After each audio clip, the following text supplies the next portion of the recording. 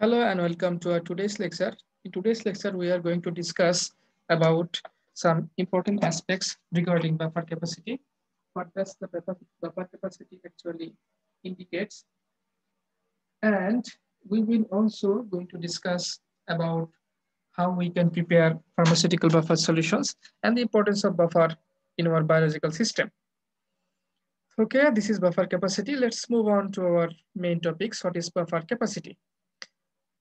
The name buffer capacity is quite an self-explanatory term. It indicates that the capacity of a buffer solution. And we know that buffer solution is a solution that resists the change in pH upon the addition of a small amount of acid or base into it. And the capacity of that buffer solution will be regarded as its buffer capacity. So buffer capacity হচ্ছে একটা buffer সলিউশনের capacity. তার কিসের capacity? PH change প্রতিরোধ করার capacity. এটাকে আমরা এখানে ইংলিশে যেভাবে বলতেছে সেটা হচ্ছে buffer capacity is a measure of the efficiency of a buffer in resisting changes in pH. Buffer capacity হচ্ছে একটা বাফার সলিউশনের এফিসিয়েন্সির মেজারমেন্ট, তার দক্ষতার মেজারমেন্ট। কিসের দক্ষতা? রেজিস্টিং চেঞ্জেস ইন পিএইচ, মানে একটা বাফার সলিউশনের পিএইচ পরিবর্তন করতে দেবে না। এই করতে না দেওয়ার যে ক্যাপাসিটি, সেই ক্যাপাসিটির যে মেজারমেন্ট, করতে না দেওয়ার যে এফিসিয়েন্সি, যে দক্ষতা, সে দক্ষতার যে মেজারমেন্ট, সেটা হলো buffer capacity. The buffer capacity is defined as the number of moles per liter of strong monobasic acid or base required to produce an increase or decrease of 1 pH unit in the solution. তো এই এত বড় সংজ্ঞা দিয়ে কি বোঝাইলো? সংজ্ঞাটা দিয়ে তারা যেটা বোঝাতে চাচ্ছে সেটা হচ্ছে যে বাফার ক্যাপাসিটির মেজারমেন্টটা হচ্ছে মেজারমেন্ট কিভাবে বাফার ক্যাপাসিটি মেজার করা হবে। মনে করেন আমার একটা সলিউশন আছে, সেই সলিউশনের পিএইচ হচ্ছে সাপোজ 6। আমি চাচ্ছি যে এই সলিউশনের পিএইচ এক ঘর কমাইতে করতে চাচ্ছি 5, অথবা এক ঘর বাড়াইতে করতে চাচ্ছি 7। তো আমার এই সলিউশনের পিএইচ যদি 1 ইউনিট কমাই বা বাড়াই, এই বাড়ানো বা কমানোর জন্য আমাকে যেটা করতে হবে, এর ভিতরে স্ট্রং অ্যাসিড অথবা স্ট্রং বেজ অ্যাড করতে হবে। স্ট্রং অ্যাসিড অ্যাড করলে পিএইচ কমবে, স্ট্রং বেজ অ্যাড করলে পিএইচ বাড়বে। কতটুকু অ্যাসিড বা বেজ অ্যাড করতে হবে সেটা আমি যদি নাম্বার অফ গ্রাম মোলস পার লিটারে অর্থাৎ মোলারিটিতে নির্ণয় করি, তাহলে আমরা একটা ভ্যালু পাবো যে এই পরিমাণে অ্যাসিড বা বেজ অ্যাড করলে 1 ইউনিট 6 থেকে 1 ইউনিট চেঞ্জ হয়ে সেটা হয়ে যাবে হচ্ছে 7 অথবা 5 হয়ে যাবে। তো যে যত মোল অ্যাসিড বা বেজ অ্যাড করলে এটা হবে, সেই মোলের পরিমাণটাকেই, যতটুকু অ্যাসিড বা বেজ অ্যাড করলে এরকম ভাবে পিএইচ এর পরিবর্তন হবে 1 ইউনিট, সেই পরিমাণটাকে বলা হচ্ছে বাফার ক্যাপাসিটি। তাহলে বাফার ক্যাপাসিটি কি? বাফার ক্যাপাসিটি হচ্ছে measurement buffer number of moles per litre. Number of moles per litre মানে হচ্ছে মোলারিটি। কিসের number of moles per litre? Strong acid or base, strong acid বা বেজের number of moles per litre. Number of moles per litre acid বা base মেপে কি করব? Required to produce an increase or decrease, যেটা দিয়ে আমরা একটা পিএইচ সলিউশনের পিএইচ কে ইনক্রিজ করব বা ডিক্রিজ করব। কতটুকু? 1 pH unit in a solution. একটা সলিউশনের পিএইচ 1 ইউনিট বাড়াবো বা কমাবো। তাহলে এখান থেকে আমরা যেটা দেখলাম সেটা হচ্ছে আমার এই সলিউশন আছে, সলিউশনের পিএইচ আছে হচ্ছে 6, সেখান থেকে আমি 1 ইউনিট পিএইচ আমি ডিক্রিজ করতে পারি বা ইনক্রিজ করতে পারি। 1 ইউনিট পিএইচ ইনক্রিজ করলে হবে হচ্ছে 7, 1 ইউনিট পিএইচ ডিক্রিজ করলে সেটা হয়ে যাবে হচ্ছে 5। সেই 1 ইউনিট পিএইচ ডিক্রিজ বা ইনক্রিজ করার জন্য আমার যদি ইনক্রিজ করতে চাই পিএইচ তাহলে লাগবে হচ্ছে বেস, যদি ডিক্রিজ করতে চাই তাহলে লাগবে হচ্ছে অ্যাসিড। যতটুকু অ্যাসিড লাগবে সেটা যদি মোলস পার লিটারে আমি ক্যালকুলেট করি তাহলে সেই moles per litre of acid বা বেজই হবে আমার এই সলিউশনের জন্য বাফার ক্যাপাসিটি। আশা করি বুঝতে পেরেছেন। তাহলে বাফার ক্যাপাসিটি হচ্ছে number of moles per litre, মানে স্ট্রং মোনোবেসিক অ্যাসিড বা বেজ, মোলস পার লিটারে স্ট্রং মোনোবেসিক অ্যাসিড বা বেজের পরিমাণ, যেটা দিয়ে একটা পিএইচ, একটা সলিউশনের পিএইচ 1 ইউনিট বাড়ানো বা কমানো হবে। অর্থাৎ একত্রিত করলে সংক্ষেপে বলতে পারি একটা সলিউশনের পিএইচ 1 ইউনিট বাড়াইতে বা কমাইতে যেই পরিমাণে স্ট্রং মোনোবেসিক অ্যাসিড বা বেজ লাগে সেই পরিমাণটাকে বলা হয় তার বাফার ক্যাপাসিটি, আর সেই পরিমাণটা নির্ণয় করতে হবে মোলস পার লিটারে। বাফার ক্যাপাসিটির অপর আরো নাম আছে buffer efficiency, buffer index and buffer value. তিনটাই হচ্ছে বাফার ক্যাপাসিটির নাম। ঠিক আছে, তাহলে একটা পিএইচ, একটা সলিউশনের পিএইচ 1 ইউনিট বাড়াইতে কিংবা কমাইতে যত মোল পার লিটার অ্যাসিড বা বেস লাগে তার পরিমাণটাকে বলা হচ্ছে বাফার ক্যাপাসিটি। বাফার ক্যাপাসিটির আরো সংজ্ঞা আছে, আমরা আরেকটা সংজ্ঞা দেখি। এটা ছিল হচ্ছে আমাদের মূল সংজ্ঞা, কিন্তু কনভেনশনালি প্রচলিত পদ্ধতিতে বাফার ক্যাপাসিটিকে বিটা দিয়ে প্রকাশ করে এবং এটার সংজ্ঞা একটু সামান্য পরিবর্তন করে দেওয়া হয়েছে। আগের সংজ্ঞায় ছিল যে একটা সলিউশনের পিএইচ 1 ইউনিট বাড়াইতে বা কমাইতে যত মোল পার লিটার অ্যাসিড বা বেস লাগে সেটা তার বাফার ক্যাপাসিটি। এখন বলা হচ্ছে the amount of strong acid or base in gram equivalent that must be added to 1 liter of solution to change its pH by 1 unit. বলা হচ্ছে 1 লিটার একটা সলিউশনের পিএইচ 1 ইউনিট চেঞ্জ করতে যেই পরিমাণে অ্যাসিড বা বেস লাগবে সেটাই হচ্ছে তার বাফার ক্যাপাসিটি। পার্থক্য হলো এখানে আগে পরিমাণটা আমরা নির্ণয় করেছিলাম মোলস পার লিটারে, আর এখন সেটা নির্ণয় করব হচ্ছে গ্রাম ইকুইভ্যালেন্সে নির্ণয় করব। এখন পরিমাণ নির্ণয় করব গ্রাম ইকুইভ্যালেন্সে। তাহলে এই সংখ্যাটাকে আমরা সংক্ষেপে বলতে পারি 1 লিটার একটা সলিউশনের পিএইচ 1 ইউনিট পরিবর্তন করার জন্য যত গ্রাম ইকুইভ্যালেন্ট অ্যাসিড বা বেস যুক্ত করতে হয় সেই অ্যাসিড বা বেজের পরিমাণটাকে বলা হবে বাফার ক্যাপাসিটি। আপনার একটা সলিউশন আছে 1 লিটারের, সেই সলিউশনের পিএইচ আছে 6, আপনি সেই পিএইচ 6 কে পরিবর্তন করে করতে চাচ্ছেন পিএইচ 7, তাহলে 1 ইউনিট বাড়লো।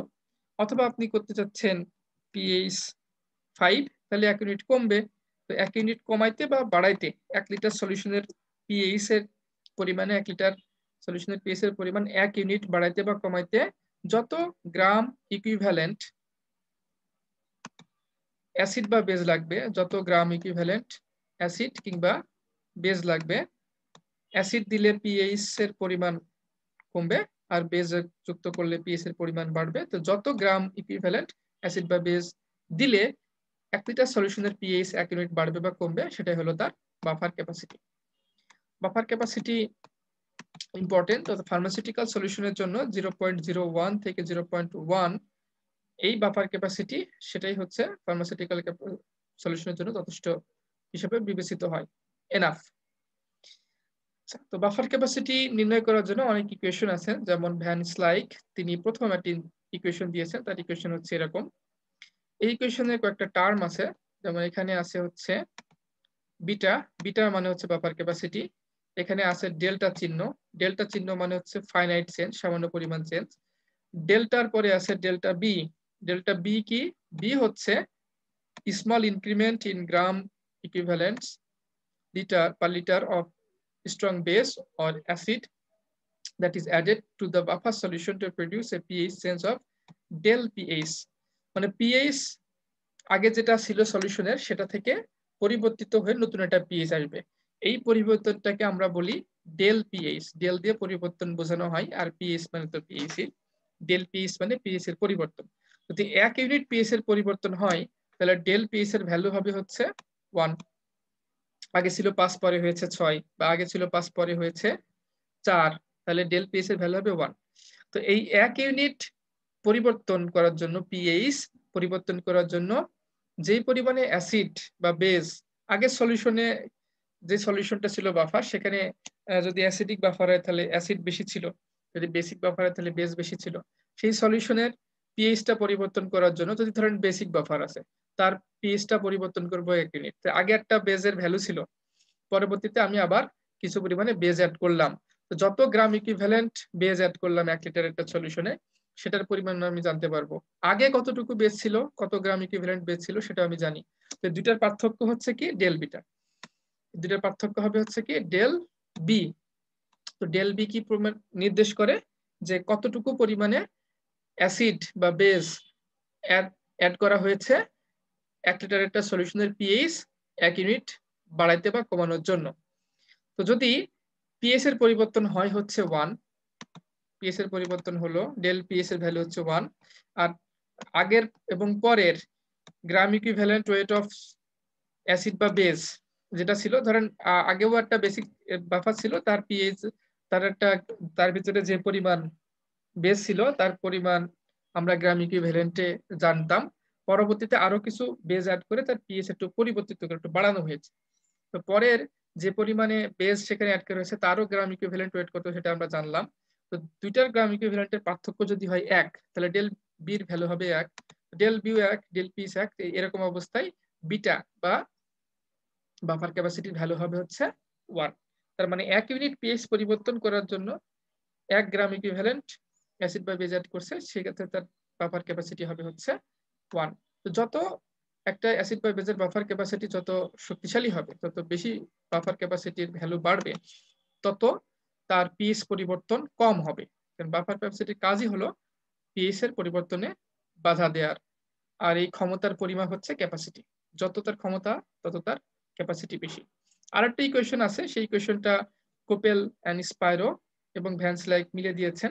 সেটা হচ্ছে beta is equal to 2.3 C K A concentration of hydronium ion divided by Ka plus concentration of hydronium ion whole square. এখানে সি কি? সি হচ্ছে total buffer concentration, sum of the molar concentration of acid and salt, এবং এখানে যেই কে হচ্ছে acid dissociation constant. তারপরে এখানে আমরা এইচ প্লাস, এই যেটা হাইড্রোনিয়াম আয়নের কনস্ট্যান্ট আর কি, এটা মূলত অ্যাসিডের কনস্ট্যান্ট আর কি, কনসেন্ট্রেশন H3O প্লাস, এটা হচ্ছে অ্যাসিডের কনসেন্ট্রেশন। তো এই সূত্র ইউজ করে আমরা করতে পারি। মার্টিনস এর যে ফিজিক্যাল ফার্মেসি বই আছে সেখানে আপনারা এর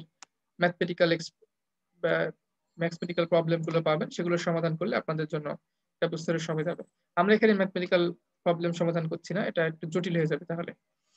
আচ্ছা, তারপরে buffer in pharmaceutical preparation. Pharmaceutical প্রিপারেশনে বাফারের খুবই গুরুত্বপূর্ণ ভূমিকা বিদ্যমান, কারণ বাফারের সাথে আমাদের বডির একটা সরাসরি সম্পর্ক বিদ্যমান।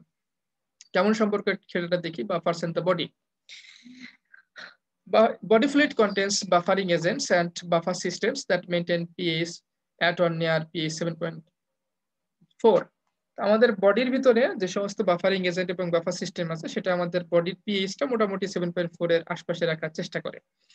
Important endogenous or natural buffer system include carbonic acid or sodium bicarbonate and sodium phosphate buffer system, which is present in the plasma and hemoglobin, as well as potassium phosphate buffer system, which is present in the cell.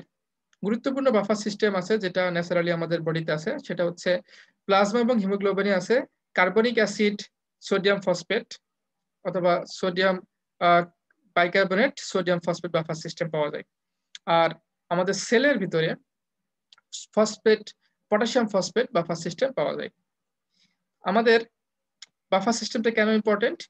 And in vivo value of pH less than 6.9 or pH greater than 7.4 can be life threatening.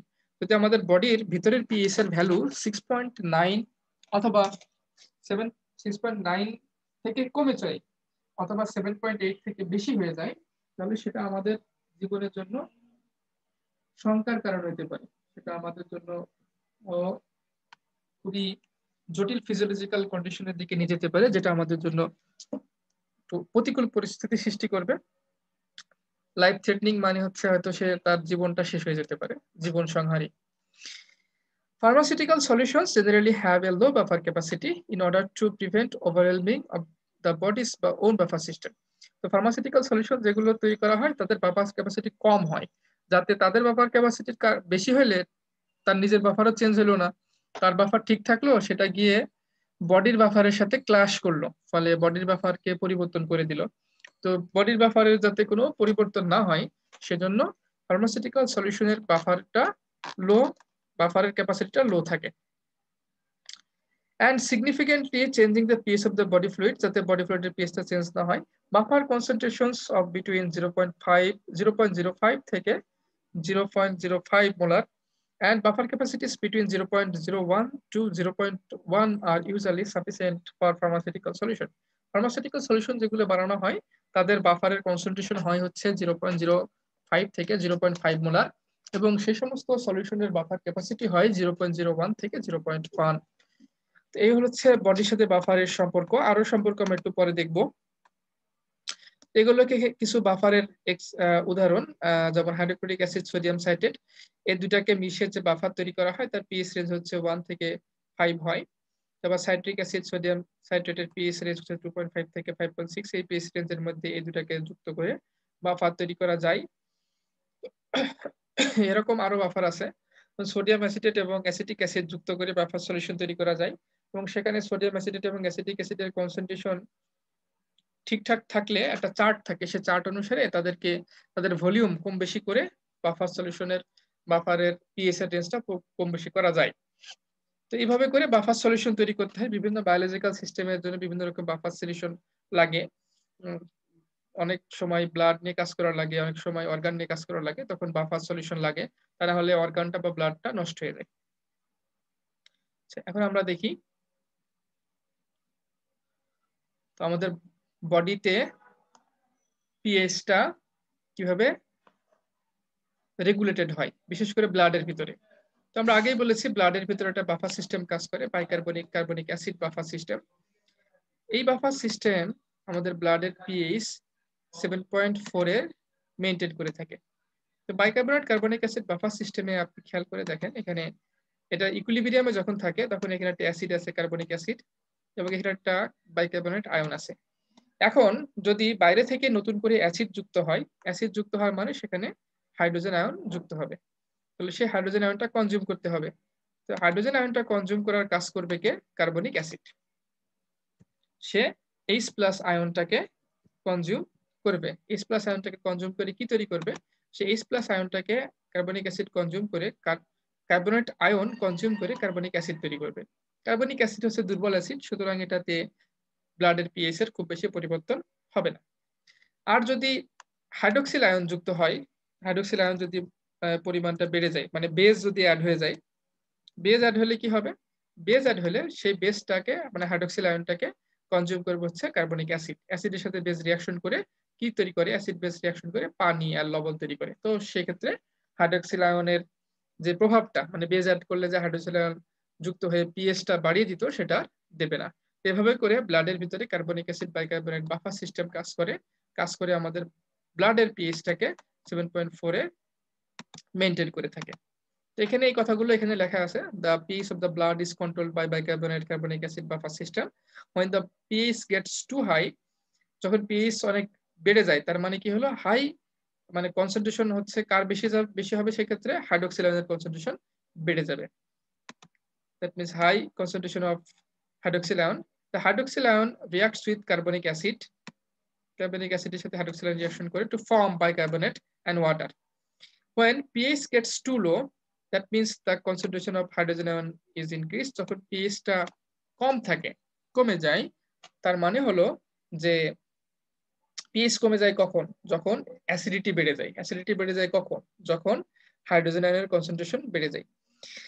তার মানে এখন hydrogen আয়নটাকে consume করতে হবে। The hydrogen ion reacts with bicarbonate ion and forms weak acid, carbonic acid. Because carbonic acid is a weak acid, the hydrogen ion stays associated with the carbonic acid. Since the pH is an important factor in many physiological processes, a change in the blood pH is a potentially life-threatening condition requiring immediate regulation. তো এই যে বাইকার্বনিক acid তৈরি হয় hydrogen ion consume করার পরে, এটা week acid এবং এটার কারণে পিএইচ খুব বেশি পরিবর্তিত হয় না। তো যেহেতু আমাদের ব্লাডের পিএইচটা খুবই ইম্পর্টেন্ট একটা ফ্যাক্টর, এবং ব্লাডের পিএইচ এর পরিবর্তনের কারণে আমাদের জীবন পর্যন্ত শেষ হয়ে যেতে পারে, কাজেই যদি ব্লাডের পিএইচ চেঞ্জ হয়ে যায় সেটা জানতে পারলে প্রয়োজনে অনেক সময় ইমিডিয়েট রেগুলেশন প্রয়োজন হতে পারে, সাথে সাথে যাতে পিএইচটা নরমালে আসে সেজন্য যা কিছু করার সেগুলো করা লাগতে পারে। এখন দেখি আমাদের ব্লাডের পিএইচ যে 7.4 সেটা কিভাবে ক্যালকুলেট করে। তো ব্লাডের যে এগুলো হচ্ছে কার্বনিক অ্যাসিডের সোর্স, কোথা থেকে আসে সেটার একটা সোর্স। আপনারা যখন ফিজিওলজি পড়বেন তখন আরো ডিটেলস জানতে পারবেন, রিজার্ভার থেকে আসে আর কি। তো পিএইচ কিভাবে ক্যালকুলেট করে ব্লাডের? পিএইচ ক্যালকুলেট করার জন্য আমাদের হেন্ডারসন-হেসেলবার্গ ইকুয়েশন ইউজ করতে পারি। হেন্ডারসন-হেসেলবার্গ ইকুয়েশন লাগবে হচ্ছে pH is equal to pK log salt by acid. তো ব্লাডের পিকে হচ্ছে 6.1 এবং ব্লাডে কার্বনিক অ্যাসিড যেটা সেটার কনসেন্ট্রেশন হচ্ছে 0.00125 মোলার। কার্বনিক অ্যাসিডের কনসেন্ট্রেশন পেলাম, মানে কনসেন্ট্রেশন অফ অ্যাসিড পাওয়া গেল। আর ব্লাডের বাইকার্বনেট আয়নের কনসেন্ট্রেশন হচ্ছে 0.02 মোলার, তার মানে হচ্ছে এটা হচ্ছে সল্টের কনসেন্ট্রেশন। এই দুইটার যদি রেশিও নির্ণয় করা হয়, বাইকার্বনেট অ্যাসিড এর কনসেন্ট্রেশন এবং কার্বনিক অ্যাসিডের কনসেন্ট্রেশন, এটা রেশিও নির্ণয় করলে দেখা যায় রেশিও হয় হচ্ছে 20:1, মানে 20 গুণার 1 গুণ আর কি। তো যেহেতু পিকে এর ভ্যালু জানি, অ্যাসিড এবং সল্টের কনসেন্ট্রেশনও জানি, এখন এই সবগুলো আমরা যদি বসিয়ে দিই হেন্ডারসন-হেসেলবার্গ ইকুয়েশনে, তাহলে pH is equal to pK log salt by acid করে তার কনসেন্ট্রেশন আসে হচ্ছে 7.4। তারপরে বলা হচ্ছে the phosphate and protein buffers of plasma are relatively little important as compared with the bicarbonate buffer in regulating blood pH. Blood pH এর রেগুলেশনটা মূলত bicarbonate carbonic অ্যাসিডই করে থাকে। এর সাথে আমাদের আরো প্রোটিনে বাফার আছে, প্রোটিনে আছে অ্যামাইনো অ্যাসিড, অ্যামাইনো অ্যাসিডে থাকে হচ্ছে অ্যামিনো গ্রুপ এবং সেখানে থাকে হচ্ছে অ্যাসিডিক গ্রুপ, কার্বক্সিলিক অ্যাসিড থাকে। তো অ্যাসিডিক গ্রুপ থেকে কার্বক্সিলেট আয়ন পাওয়া যায় আর অ্যামিনো গ্রুপের থেকে অ্যামিনো প্লাস আয়ন পাওয়া যায়। তো এই দুইটা আয়ন এবং ক্যাটায়ন এবং অ্যানায়ন তারা মিলে আমাদের ব্লাডের পিএইচ রেগুলেট করতে হেল্প করতে পারে বা বডির পিএইচ মেনটেন করতে হেল্প করতে পারে। তাহলে ইম্পর্টেন্স অফ পিএইচ, পিএইচ এর ইম্পর্টেন্ট কি আমাদের বডির জন্য? নাম্বার 1, বাফার, মানে ইম্পর্টেন্স অফ বাফার আর কি। Buffer maintains importance of buffer in body. আমাদের ফিজিওলজিক্যাল সিস্টেমে বাফার ইম্পর্টেন্ট কি? নাম্বার 1,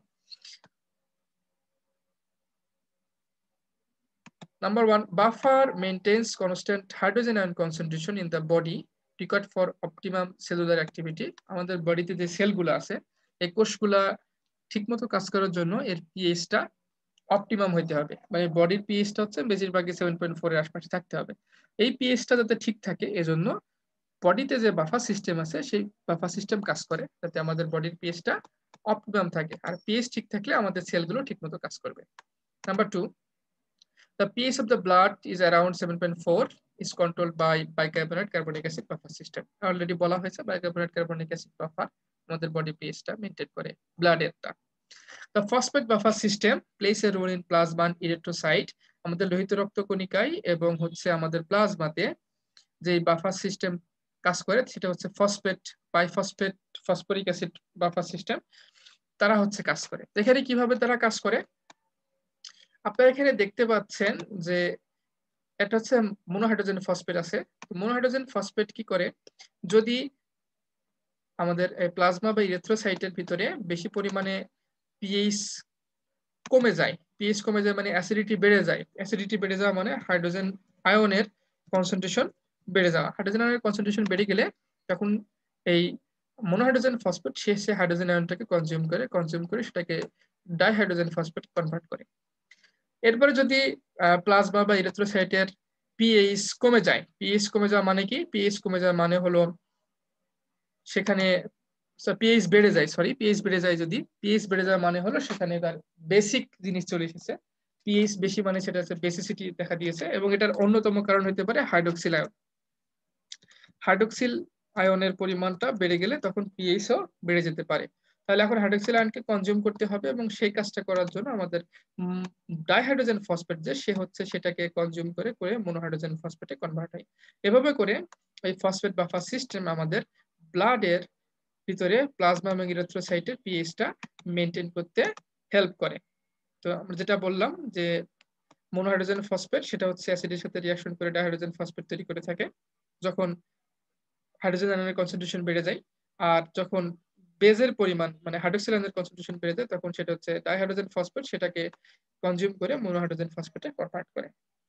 এরপরে আমাদের প্রোটিনে বাফার সিস্টেম আছে। প্রোটিনের ভিতরে protein contains carboxylate groups which like acetyl can act as proton acceptor.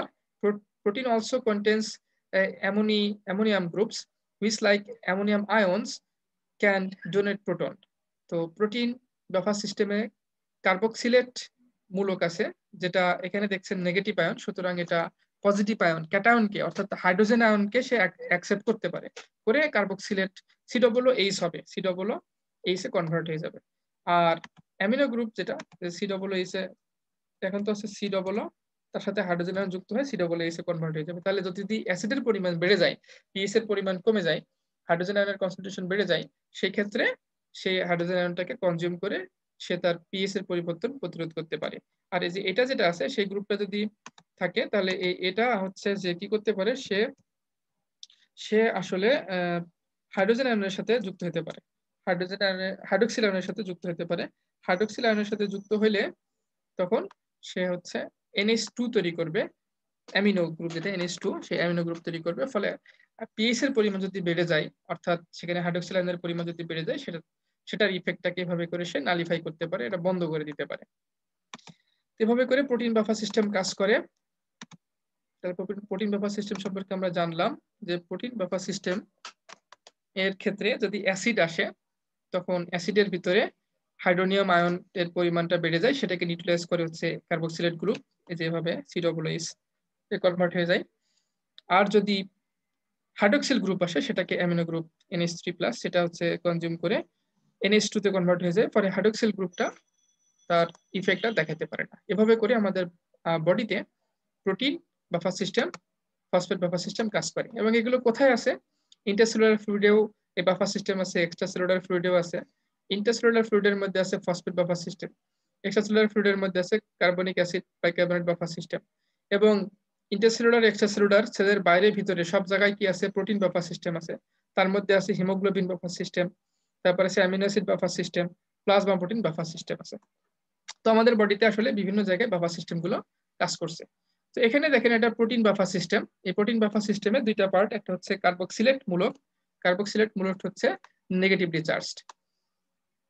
ফলে এই যে এটা হচ্ছে নেগেটিভ চার্জ, এগুলা এই যে নেগেটিভ চার্জ এগুলো আছে, সেটা হচ্ছে কার্বক্সিলেট মূলক। এখন যদি অ্যাসিডের পরিমাণটা বেড়ে যায় তাহলে হাইড্রোক্সিল আয়নের কনসেন্ট্রেশন বেড়ে যাবে, ফলে সে হাইড্রোজেন আয়নটাকে কনজিউম করবে হচ্ছে এই যে নেগেটিভ চার্জ যুক্ত এই কার্বক্সিলেট যে মূলক সেটা কনজিউম করবে।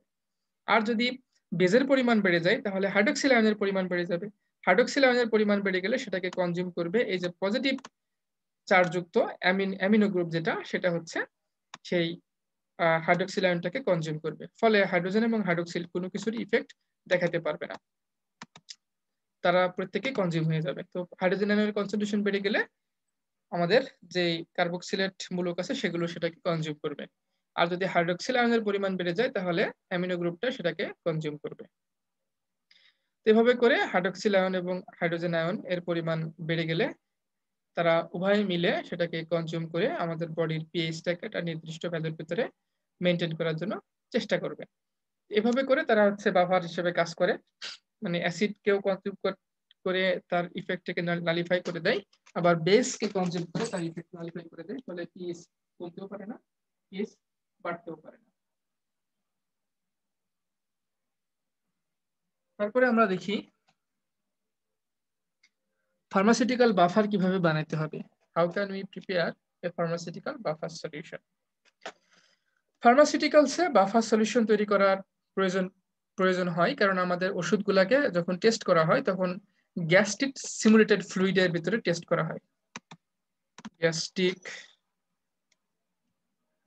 Simulated fluid, GSF।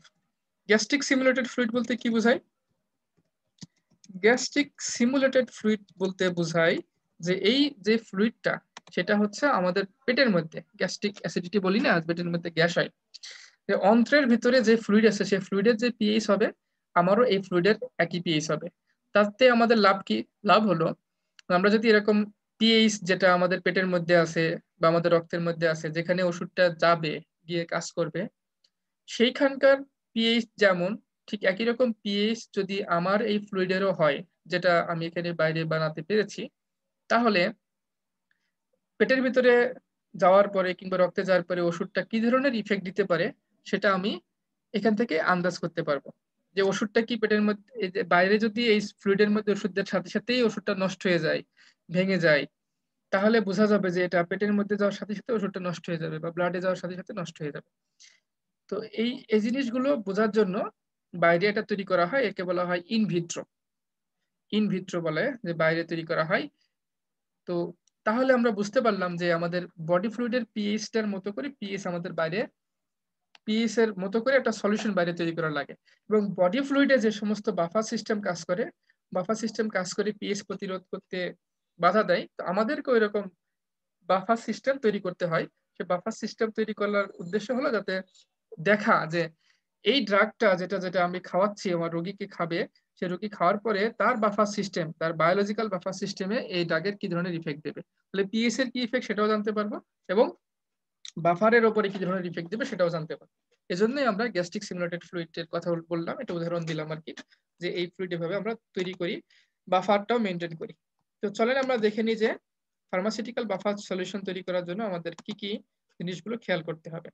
Number 1 step, select এ, যদি অ্যাসিডিক বাফারের কথা যদি আমি বলি তাহলে কি হবে, select A week acid having a pKa approximately equal to pH at which the buffer is to be used. তো আমাদের যদি আমরা অ্যাসিডিক বাফার সলিউশন তৈরি করি তাহলে আমাদের এমন একটা পিএইচ সিলেক্ট করতে হবে যে পিএইচটা আমার উইক অ্যাসিডের পিকে এর ভ্যালুর সমান। উইক অ্যাসিডের পিকে এর ভ্যালুর সমান। ধরেন আমি যেই বাফার সলিউশন তৈরি করছি সেটা হচ্ছে অ্যাসিটিক অ্যাসিড এবং সোডিয়াম অ্যাসিটেটের একটা বাফার সলিউশন। তো এখানে এই বাফার সলিউশনের একটা পিএইচ থাকবে, বাফারের পিএইচ। আমরা দেখলাম যে বাফারের বিভিন্ন রকম পিএইচ থাকে, ধরেন এর পিএইচ হচ্ছে 4.6। এই পিএইচ এর এই বাফার সলিউশন তৈরি করব। আমি যে পিএইচটা সিলেক্ট করলাম যে 4.6 হবে, এই পিএইচটা সিলেক্ট করার সময় আমি একটা বাফার সলিউশন বানাবো যার পিএইচ কত হবে 4.6। তো পিএইচ 4.6 কেন সিলেক্ট করলাম না, আমি দেখলাম যে যে তথ্য দেয়া আছে অ্যাসিটিক অ্যাসিডের ক্ষেত্রে, অ্যাসিটিক অ্যাসিডের পিকেএ ভ্যালু, অ্যাসিড ডিসোসিয়েশন কনস্ট্যান্ট হচ্ছে 4.6 এর কাছাকাছি। যেহেতু অ্যাসিড ডিসোসিয়েশন কনস্ট্যান্ট পিকে ভ্যালু সেটা হচ্ছে পিকে ভ্যালু হচ্ছে 4.6 এর কাছাকাছি, ধরেন 4.5 এরকম।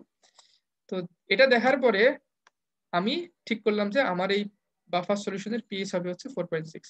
যদি এভাবে করে পিএইচ সিলেক্ট করা যায় যেই পিএইচটা অ্যাসিডিক বাফারের ক্ষেত্রে পিকে ভ্যালুর সমান হবে, যদি বেসিক বাফার হতো তাহলে কি সিলেক্ট করতাম, pOH.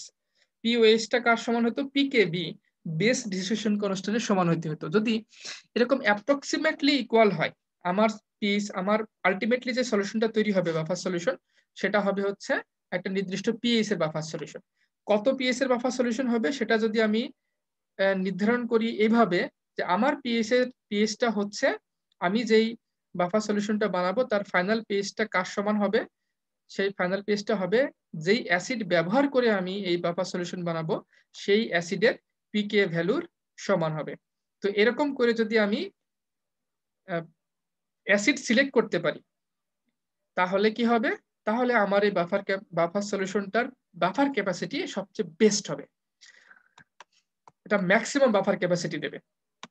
It will ensure maximum, but this will ensure maximum buffer capacity। তার মানে সে এত শক্তিশালী বাফার হবে যে তার পিএইচ পরিবর্তন করা খুবই কঠিন হয়ে যাবে, কারণ তার ক্যাপাসিটি খুব হাই।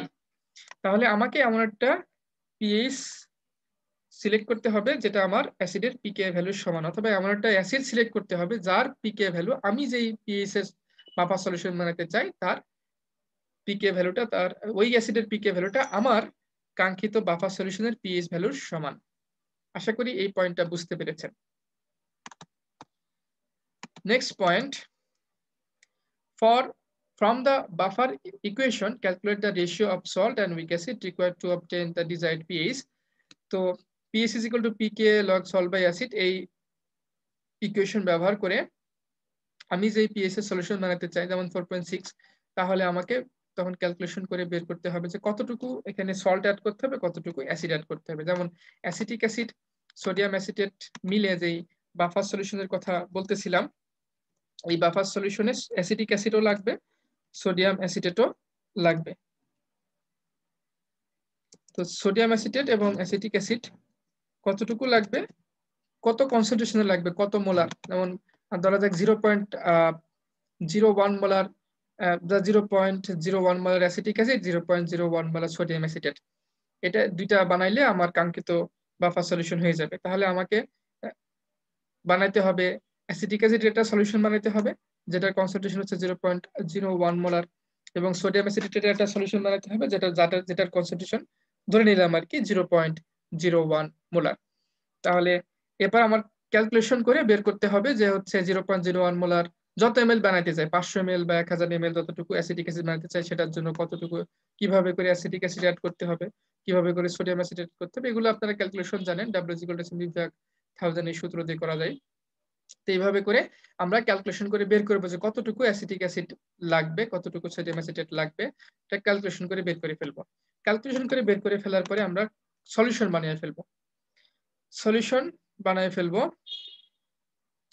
বানায় ফেলে ইন্ডিভিজুয়াল কনসেন্ট্রেশন যাই লাগুক অ্যাসিটিক অ্যাসিড এবং সোডিয়াম অ্যাসিটেট, তাদের ইন্ডিভিজুয়াল ক্যালকুলেশন করে তাদের কনসেন্ট্রেশন জেনে নিব।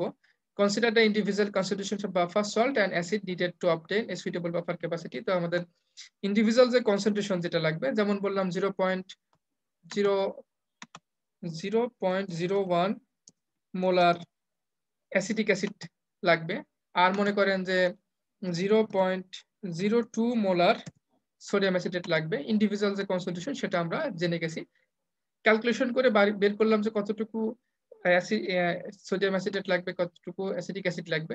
ধরা যাক হচ্ছে আমার লাগবে 98 ml অ্যাসিটিক অ্যাসিড লাগবে আর 102 ml সোডিয়াম অ্যাসিটেট লাগবে, এটা আমরা বের করলাম। এরপরে ইন্ডিভিজুয়ালি 98 ml 0.1 মোলার, এই যে 98 ml অ্যাসিটিক অ্যাসিড বানাবো, 102 ml সোডিয়াম অ্যাসিটেট বানাবো, হয়তো 98 ml তো বানাবো না, হয়তো 200 ml 250 ml বানাবো। তো এই যে এটা তখন ইন্ডিভিজুয়াল কনসেন্ট্রেশনে 0.1 molar sodium acetate acetic acid বানাবো 100 ml বা 200 ml, তারপরে 0.02 মোলার সোডিয়াম অ্যাসিটেট বানাবো 100 ml বা 200 ml, 200 ml বানাবো। সেখান থেকে 98 ml এবং 102 ml দুটা যুক্ত করব, যুক্ত করলে আমার কাঙ্ক্ষিত বাফার সলিউশন তৈরি হয়ে যাবে। তো আমাদের চেষ্টা করতে হবে যাতে আমাদের বাফার ইন্ডিভিজুয়াল যে কনসেন্ট্রেশন সেটা 0.05 থেকে 0.5 মোলার হয়, এবং বাফার ক্যাপাসিটি যেটা হয় 0.01 থেকে 0.1 হয়। তো এইভাবে করে সলিউশন বানাইলাম, বানাই মিশিয়ে দিলেই, তখন একসাথে মিশিয়ে দিলেই 98 ml এবং 102 ml এরা মিশিয়ে দিলে আমাদের বাফার সলিউশন তৈরি হয়ে যাবে, যার পিএইচ হবে ধরা যাক 4.6 হয়ে যাবে। এগুলো চার্টে দেয়া থাকে, চার্টে দেয়া থাকে যে কোন কনসেন্ট্রেশনের কোন পার্টটা কত ml অ্যাড করলে তার বাফার কত পিএইচ এর বাফার তৈরি হয়, এটা চার্ট থেকে দেখে নিতে হয়। যেমন আমি যেখানে 102 ml 98 ml উল্লেখ করলাম, সেটা চার্টে এরকম ভাবে আছে আর কি। আচ্ছা, তো আরো কিছু ফ্যাক্টর দেখতে হয় একটা সলিউশন তৈরি করার সাথে সাথে, সেগুলো কি? Availability of chemicals. তো আমি এই অ্যাসিটিক অ্যাসিড সোডিয়াম অ্যাসিটেটের সলিউশন বানাবো, এটা বাজারে নাই, তাহলে আমি সবকিছু ক্যালকুলেশন করে ওকে করলাম, এখন বাজারে নাই, তাহলে তো এটা দিয়ে আমি বাফার সলিউশন তৈরি করতে পারবো না। Sterility of the final solution. এই বাফার সলিউশন তৈরি করার পরে তাকে জীবাণুমুক্ত করতে হবে, কারণ যেটা বায়োলজিক্যাল সিস্টেমে দেওয়া হবে তাহলে এটাকে অবশ্যই জীবাণুমুক্ত করে নিতে হবে। জীবাণুমুক্ত করার বিষয়টা আমাদের খেয়াল রাখতে হবে। যদি জীবাণুমুক্ত না হয়, তাহলে কোনো কিছু যদি আমি জীবাণুমুক্ত ছাড়া ব্যবহার করি, তাহলে সেটা যদি রক্তে যায়, তাহলে তো সরাসরি রক্ত জীবাণু চলে গেলে সেপ্টিসেমিয়া হয়ে যাবে এবং অনেক কঠিন কঠিন পরিস্থিতি সৃষ্টি হবে, মারাও যেতে পারে। Stability of the drug and buffer on ageing, মানে আমি বাফার সলিউশন তৈরি করলাম, 5 মিনিট পর নষ্ট হয়ে গেল, স্টেবিলিটি নাই। এই বাফার সলিউশন এর ভিতরে একটা ড্রাগ দিলাম, ড্রাগটাও নষ্ট হয়ে গেল, এরকম হলে হবে না। এমন একটা বাফার সলিউশন হতে হবে যে বাফার সলিউশনটা অনেকদিন ভালো থাকে, অনেকক্ষণ ভালো থাকে, এবং তার মধ্যে ড্রাগ দিলে সে ড্রাগটাও ভালো থাকে। তাহলে এইভাবে ড্রাগও তৈরি করতে হবে, এভাবে বাফার সলিউশন তৈরি করতে হবে। তারপর হচ্ছে কস্ট অফ ম্যাটেরিয়াল। আমি এমন একটা বাফার সলিউশন তৈরি করার জন্য এমন একটা কেমিক্যাল ধরেছি যেটার দাম অনেক বেশি, অনেক হাই, এত দামি কেমিক্যাল দিয়ে বাফার সলিউশন তৈরি করা আমার পক্ষে সম্ভব হতে নাও পারে। ফ্রিডম ফ্রম টক্সিসিটি, যেমন বাফার সলিউশন তৈরি করার পরে সেটার ভিতরে যেন কোনো বিষক্রিয়া সৃষ্টি না হয়। যে এমন একটা বাফার সলিউশন তৈরি হলো যে বিষক্রিয়া দেয়, তাহলে বিষ তৈরি হয়ে গেছে। এর মধ্যে যদি ড্রাগ দিয়ে আমি টেস্টও করি তাহলে সঠিক ফলাফল আসবে না, কারণ আমি তো বিষের মধ্যে দিয়ে কাজ করতেছি।